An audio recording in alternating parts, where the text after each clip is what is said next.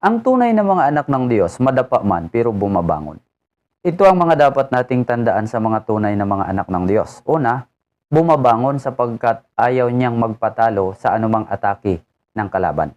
Alam niyo mga kapatid, sa kalaban ni Alex Iyala, alam kong marami siyang ginawang pag-aaral para lang maipabagsak si Iyala.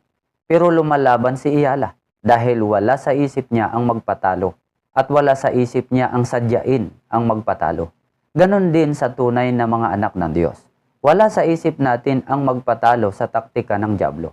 Tandaan na laging gumagawa ng paraan ang dyablo upang tayo ay bumagsak, mawasak at masira, o hindi managumpay sa ating paglilingkod at sa araw-araw na pamumuhay. Planado ng kaaway ang lahat.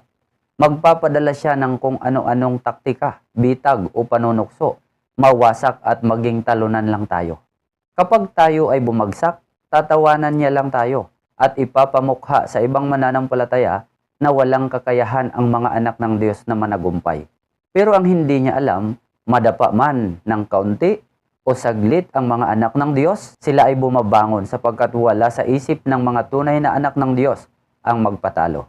Sabi nga sa Santiago 4:7, kaya nga pasakop kayo sa kapangyarihan ng Diyos, labanan ninyo ang dyablo at lalayuan kayo nito. Number 2, bumabangon dahil may ipinaglalaban na pangalan.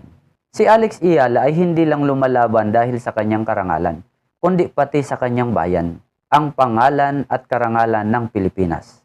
At proud na proud sa kanya ang mga Pilipino ngayon dahil naghatid siya ng karangalan sa bansa. Now sa atin bilang mananampalataya, may ipinaglalaban tayong pangalan. At hindi lang ito sa ating pangalan, sa ating dangal o testimony, kundi ang pangalan ng ating Panginoong Hesus. Nais nating huwag masira, madumihan ang pangalan ni Hesus sa ating buhay, kundi ang maitaas sa pamamagitan ng ating pakikibaka dito sa mundo. Maitaas lang ang pangalan ni Hesus. Number 3, bumabangon dahil may goal na dapat makamit. Ang mga anak ng Diyos ay nakapokus sa tunay na goal. Hindi tayo naglilingkod sa Diyos pero sa huli impyerno pala ang bagsak.